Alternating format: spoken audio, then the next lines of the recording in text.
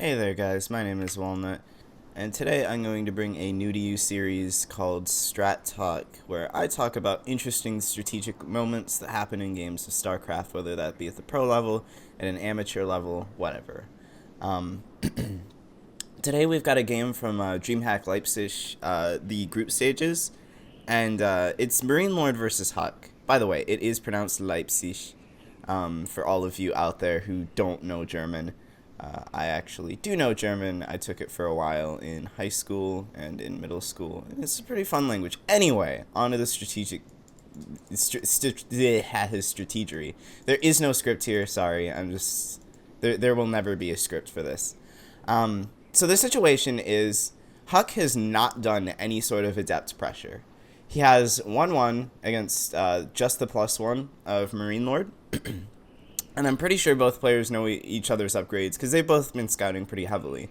Huck has taken a very aggressive third base, sorry about that Steam message, and is about to take his fourth base.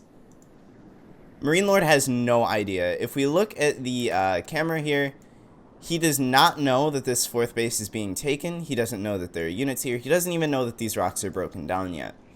But what he does know is that there's an observer right here. He's going to scan for this, and then he's going to move out, making an educated guess, and going directly for that fourth base. If it's not there, he swings around to the opening at the third base, or he breaks down these rocks right here, and he moves in and he attacks the third base with the good count of liberators he has up right now.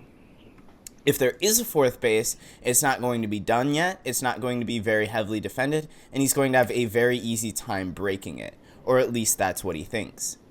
Now, if we scoot forward here a little bit in the replay, we see he does just that. He'll throw down a scan here relatively shortly, bring down this observer, and then the moment he brings down this observer, he chooses to move out. Notice how he waits a second. There's this odd thing in the StarCraft engine where when a unit dies and you no longer have vision to the other units, you can still continue to see the units move around a little bit, so you can get a little bit of an inkling of what the other player is doing if you take advantage of that.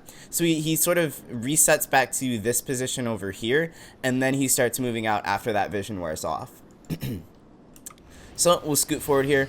Now, any of you who have watched Huck stream or have watched him play, he plays very aggressive out on the map with stalkers. He likes to do little aggressive moves like this out on the map, and this is very, very smart. Because look at this. He now has vision of liberators on the map. He now has vision of a stimmed bio army out on the map, and that is enough to let him know that something is coming towards his fourth base. So this army over here can very easily swing down and around and get up a nice little defensive position right around this fourth nexus. He also starts throwing down more and more pylons so that he has some more stuff to photon overcharge.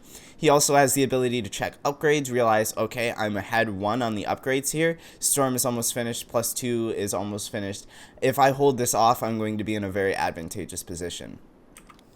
So he sees this coming, he blinks back. Now, another reason why this is extremely smart, don't mind this bad micro here on the Warp Prism. Another reason why this is extremely smart, what unit in the Terran army can catch stalkers, blink stalkers? Cyclones, maybe. So these are actually relatively safe. He actually mismicros them up here a little bit. I think he just wanted to check what sort of army was going on, if this was just a poke or something like that. But I think he could have done the same thing with one stalker. Anyway, moving forward, he does in fact lose this Warp Prism. Loses a stalker here, just a little bit sloppy, but he has an observer over the army already. Now if we look, he's already in position here. He's got an army of Zealot, Immortal, he's got a Sentry, a couple of Stalkers, and then he's going to be making these 4 High Templar into Archons since Storm isn't quite ready yet. He also has 2 more Archons just now finishing up in the main base. Now, around this time in the actual VOD, and I'll start playing that soon, Kalaris and Nathanius both actually question this army. Yeah, to be perfectly honest, I'm not entirely certain where the value for this sort of army comes with the fast charge. I think the Adepts would certainly have had a little bit of a better time thinning these Marines. How are you supposed to run Zealots through all of these liberation zones? Even the Archons have super low range to deal with this army. This actually worked out better than most armies I've seen go up against this Marine, or this Bio Liberator style. and it's interesting as to why. It's a very simple concept, but one that I don't think a whole lot of players thought of initially, because you'd think, okay, you've got a bunch of Liberators, what do you need? You need Stalkers or anti-air to shoot them down. But if you think about it, he doesn't have a whole lot of anti-air in his army right now. But look at what happens. The Liberators set up, and Huck sort of plays this back and forth game with where he lets the Liberators set up and where he backs up.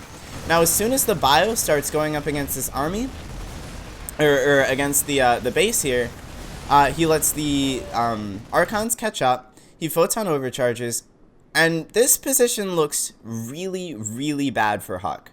The Liberators are on top of his Nexus. The bio's on top of his Nexus. He's only got 4 Archons and a handful of Stalkers as his anti-air. But first, I want you to look at this spread right here. The bulk of his army is right here. This is the meat, right? This is what's going to kill the bio. He's got this all down here with a couple of photon overcharges on the pylon. And then he's got the Stalkers sitting up near the north. And there's like a little pocket of bio here, as well as the Cyclone. But right now, these Stalkers are probably the absolute biggest threat to this army, because they're what are going to flank the Liberators, take out the Liberators, and then this bio army has a lot less push. So these are up here constantly as a little bit of a threat to Marine Lord's army. And he uses this as a little bit of a linchpin in his attack here. He blinks these Stalkers back, and then he moves in with the Zealots. This seems like suicide, right? This seems absolutely stupid. But look at what the bio's doing. It's backing up. He backs up the bio. He pulls everything back. And look at this. The Zealots and the bio are both no longer in range of the Liberators. This is so absolutely smart. Now imagine if he had Storm right now. What are your options as a Terran player if you have Zealots and Storm barreling down on your army? If you're underneath the Liberators, your options are 1, you sit under it and you take a bunch of damage from Storms, or 2, you back up and you're no longer in range of the safety of the Liberators. So smart. The Zealots, they cajole the bio out from underneath, and look at the Stalkers swing in, they start focusing down the Liberators, and it doesn't matter that he's not necessarily winning this engagement over here, because the Liberators are gone. The entire linchpin of the Terran's army no longer exists. He's forced to back up. It doesn't matter if there was like maybe a dozen more Marines in this force. He doesn't have anything that can push this base anymore. He doesn't have that sort of backbone to his army that'll stop Huck from just pushing into the bio. His Liberator count has been reset. He has barely any energy on these very few medevacs remaining, and his bio force has been significantly pushed back. And in future engagements, he now has Storm. This is a very, very simple to execute strategy that's very, very effective against a style of play that I feel a lot of Protoss players have been having trouble with. So I just wanted to outline this for you guys. Thank you so much for tuning in. Be sure to check out this series in the future. Be sure to subscribe, follow me on Twitch and Twitter and all that sort of stuff. And I will see you guys next time.